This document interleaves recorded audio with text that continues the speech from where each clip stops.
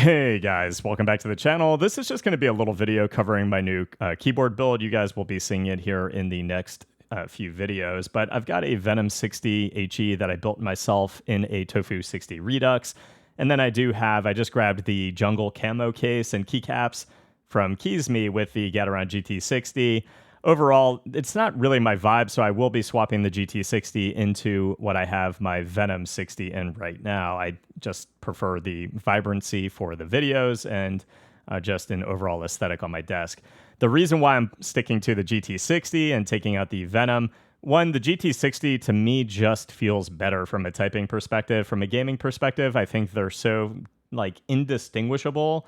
But with the key calibration where you actually have the PCB optimized for the type of switch that you have in here, the switch optimization, actually did take the GT60 over the edge for me. Like, my typing is better on the GT60.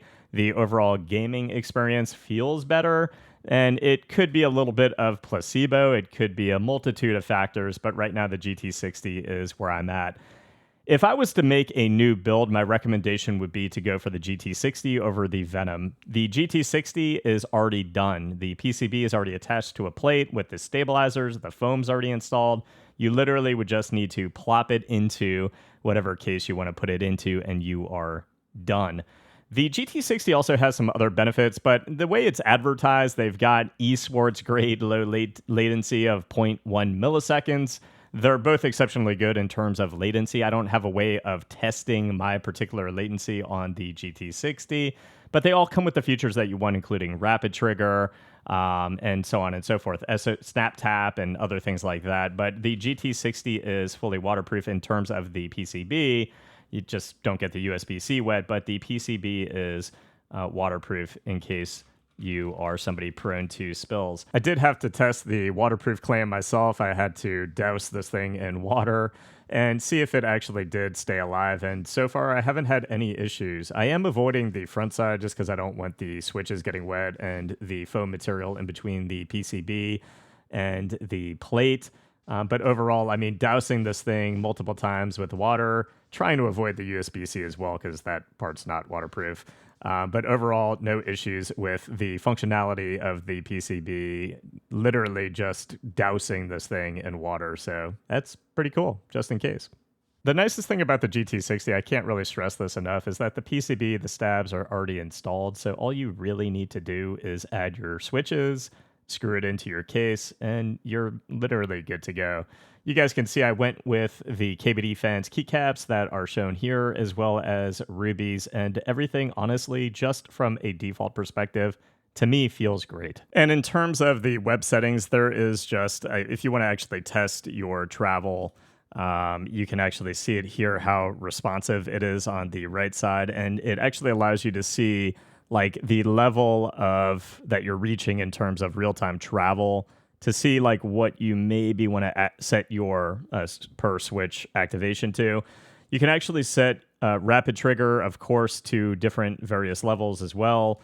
And then custom per key actuation for travel. They've got things like fast mode, game mode, extreme mode. I haven't tested those yet.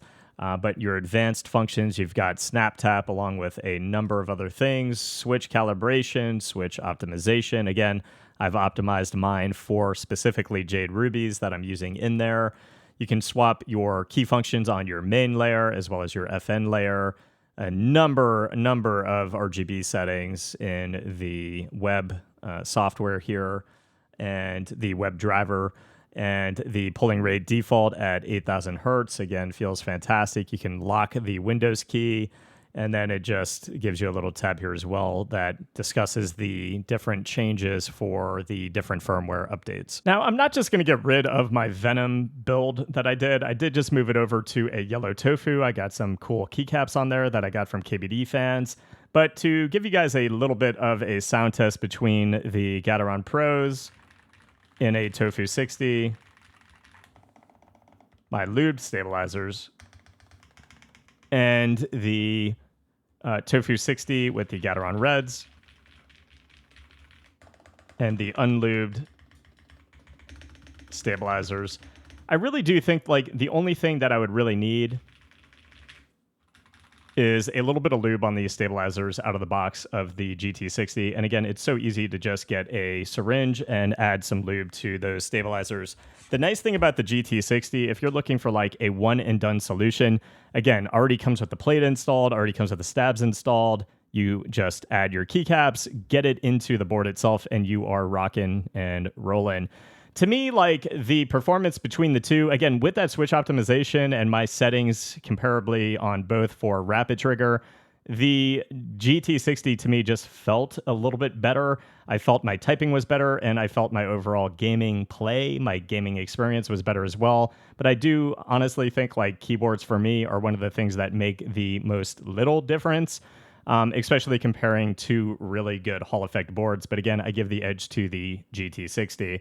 Just to give you guys a little bit of what is advertised, they advertise a rapid trigger accuracy of 0.004 to 0.01, latency as low as 0.07 milliseconds to 0.8 milliseconds, 8 independent scanning cores for 256K scan rate single key, 32K full key per, and it does have per key RGB.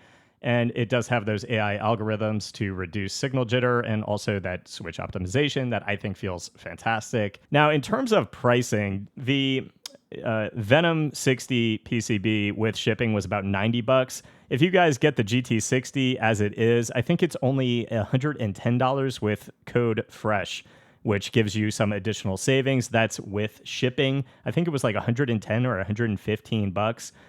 So, you know, I'm glad I was able to get a code and get you guys some savings on the PCB. Again, that's coming with the stabs, coming with the plate, and being able to just throw on your switches, throw on your keycaps, and get it into a case like this Tofu 60 Redux. This case is a pretty heavy-duty case, a nice case.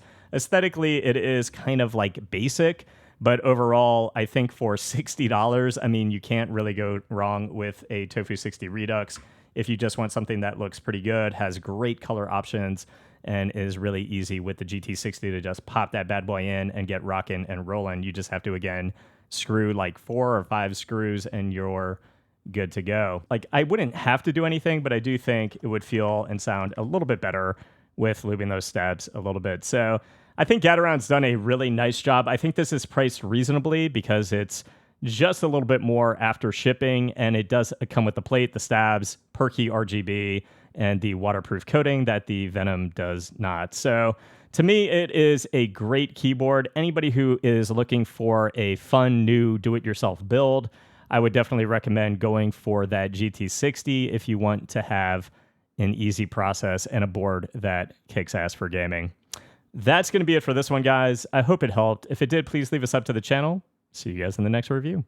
Peace.